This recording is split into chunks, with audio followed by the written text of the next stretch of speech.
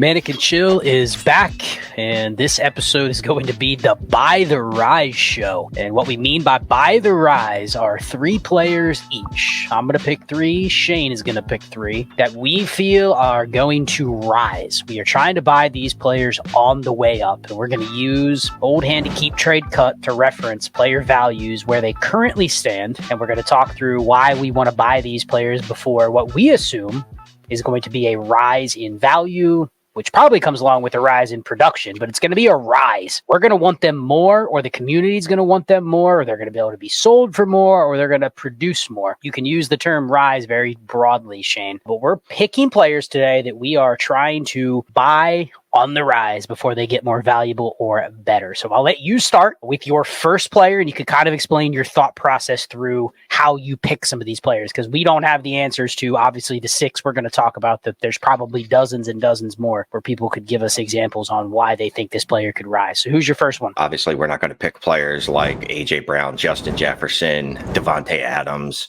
These are kind of people that are where they are. Rising isn't either an option or it's just not going to happen.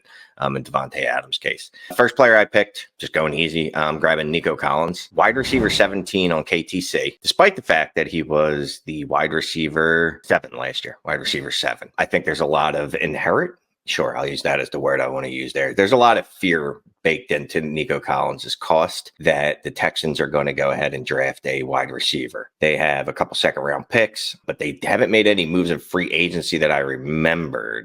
Have I missing anything? Didn't they lose Noah Brown? They re-signed Noah Brown, so exactly. They could bring back Noah Brown, but that might be a good thing for someone like Nico Collins. Noah Brown's fine as our wide receiver 4 or 3 or 5 or whatever, and then we don't have any pressure to draft another replacement for that spot, even though we don't consider Noah Brown fantasy relevant. Sometimes them bringing back a nondescript player can be a good thing for a fantasy relevant player. Right.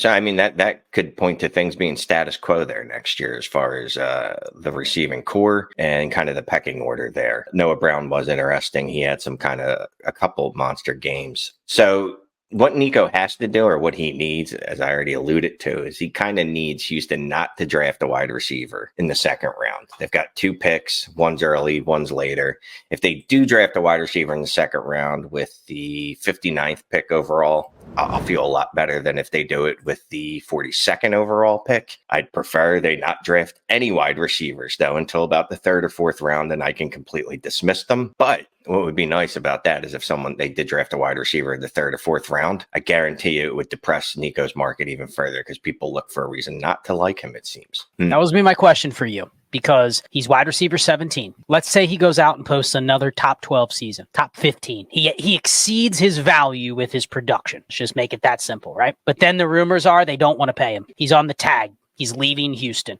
A year from now, even if he's good, will his value be higher? Or will you just feel better that you got another top 15 year out of Nico Collins, and now you're like, maybe I would consider selling him if he's going to hold out or get franchise tagged and get pissed off, or next year is when they draft their Nico Collins replacement because they don't want to pay Nico Collins. I agree with you. I think he could produce. Where I push back is I think a year from now, there's a chance his value is actually lower, and it has nothing to do with his production. It's just, man, I'm not buying this guy when he's even more expensive. Yeah, there's a lot of ifs there, though, right? At this point, we're assuming he produces well, and the Houston Texans are like, no, we don't want to pay him, which would make absolutely no sense whatsoever, right? That's not what we've seen. Because if he produces at the level that he produced last year without any of the missed games, he's going to be a legitimate wide receiver 1 in the NFL based off of what he did last year. And I'll just go off fantasy. Like I said, he was wide receiver 7, 17.4 fantasy points per game. And fantasy points are obviously driven by real life production. He was stellar as a real world wide receiver. So if he goes out there and does what he did last year, 2023 and 2024,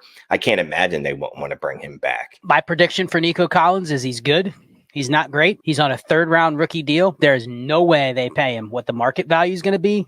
I almost would guarantee he gets franchise tagged. Because at that point, you're going to see numerous receivers get paid. You're going to see, Ayuk could get paid. Higgins could get paid. Like, it's going to be, the number is going to be pretty ironclad what somebody like him is going to ask for. Right. So I can see where it's, he gets applied the tag, and then all of a sudden it gets this weird situation. But that's neither here nor there. I think you're onto something with the take of, if you're just right about what they do in the draft, you have an asset that's going to be in this range until he just doesn't produce. And you're betting on him producing. And if he does, there's going to be demand for a CJ Stroud #1 receiver when they're scoring points as well. So, I mean, what would you pay? Right now, how are you trying to get him other than like buy at the price? How are you trying to get him that's creative and it's not just go pay whatever the sticker price is? I mean, why don't we find one of these other wide receivers that, I mean, you might name later. I don't know who you're going to name, but someone we talked about on the way to work this morning, Drake London. Can I trade Drake London, who is the wide receiver 10 in Dynasty, for Nico Collins and probably get something plus back? Now, that plus is probably not going to be significant.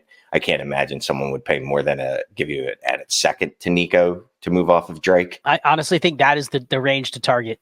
If you're willing to bet against Garrett Wilson, Chris Olave, or Drake London, those are the young, sexy wide receiver ones. They're all top 10. It's really hard for all three of them to produce in that range. Good chance they probably produce somewhere kind of like where Nico Collins is. I'm going to kind of cheat here, and I'm going to give 3 names that I was shocked where they were actually ranked on Keep Trade Cut. And I just want to talk through this process with you because I think there's probably the ability to get these guys, but I want to talk through actually how you do it. So all 3 of these receivers, Shane, are outside of the current top 30. Devontae Adams, Mike Evans, and Stephon Diggs. All are outside of the top 30. Now, that is behind guys like JSN, Deebo Samuel, Zay Flowers, Brian Thomas Jr. They're actually still behind other receivers that are ahead of them that haven't produced in a couple years. I mean, Jordan Addison, is he clearly better than Devontae Adams? People are fading Justin Jefferson because he doesn't have a good quarterback. Jordan Addison is way ahead. You got to add a third to Jordan Addison or to Devontae Adams to even get to Jordan Addison. That doesn't seem right to me. So these guys all being outside the top 30, there's plenty of guys I would read to you and you would just say, yeah, that's probably not a wide receiver 1. So what is the difference? Especially if Devontae Adams, Stephon Diggs, or Mike Evans could be wide receiver 1s, which they could be. So how do you get these guys, Shane? I think they're all great buys, but looking at their Keep Trade Cut price is one thing. But how do you get them when the person that has them already is looking at it the same way that we are? And then they look at their Devontae Adams and they see a wide receiver 1. So they don't see wide receiver 32 in Dynasty. They see a wide receiver 1 and they need Tank Dell, Nico Collins. That's what they need to trade away their Devontae Adams. And you're going, no, man, look, you're getting the youth. You're getting the value. So my idea was this. Here's how I want to try to buy him. I don't want to give up a first. You could spend a 112 or 111 in a worse way than buying one of these guys on the right team. But I'd rather do this, Shane. Can I sell Jamison Williams in a second for Mike Evans? Probably, yes. According to Keep Trade Cuts Trade Calculator, I absolutely can. How about, can I interest you in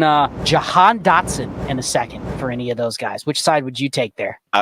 Any of these trades you're about to offer me that include Jahan Dotson and Jamison Williams, these are anti-process because you're getting a hole on your roster. So it's not like you're getting a pick and a player. You're getting a pick and a hole on your roster. So, yep. But no, I would prefer Mike Evans, Steph Diggs, Devontae Adams to either Jamison Williams in a second or Jahan Dotson in a second. Or even if you got freaky with it and you were like, here's Jahan Dotson, Jamison Williams in the second, try to give me them both, I'd still say no. Interesting. Okay, well, there's a couple other players that I wanted to mention that actually have a little bit of positive buzz for them. Would you add a second to Jerry Jeudy to get one of those guys with his new contract, his new landing spot? Because that's a player in the news that everyone has said sell high, sell high, sell high. Guess what? I haven't seen one Jerry Jeudy trade. I haven't seen Jerry Jeudy traded at all.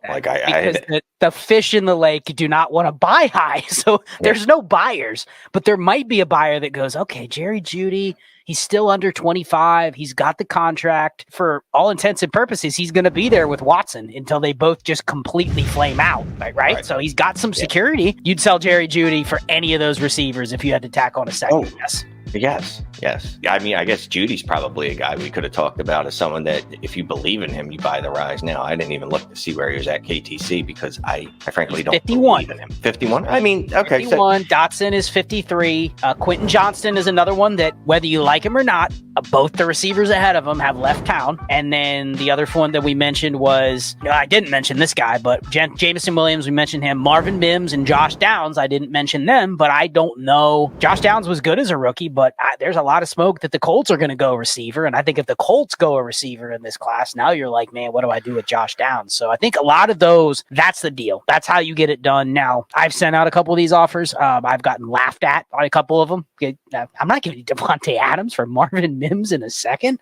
I sent a screenshot of the Keep Trade Cut. Man, you're getting the deal, Shane. You're winning that deal by 1,000 points according to Keep Trade Cut. But the manager that has those guys is usually like, nah, I'm good. But that pocket, if you can get them in a deal like that where you're just giving up, what did you call it? Two holes on your roster, or a pick and then another hole where you're wondering what the hell do I do with John Dotson? Literally a guy that you're going to be looking at in 2025. Like, do I just cut him? Do I just cut him now? Correct. Can I just finally now move on from Jameson Williams, who is actually on KTC, he is ranked higher than Jerry Jeudy, which just boggles my mind. And again, I'm not a big Jerry Jeudy guy, but I'll tell you right now, I'd give you 1,000 Jameson Williams for one Jerry Jeudy. One of those dudes has produced a little bit in the NFL at least, and his situation is markedly improved compared to last year. And he just got a big contract, which speaks to they actually value this player, whether I do or not. Jerry Jeudy would be, I should have stolen him, but Jerry Jeudy should be a guy that a lot of people should look to buy if the cost is Marvin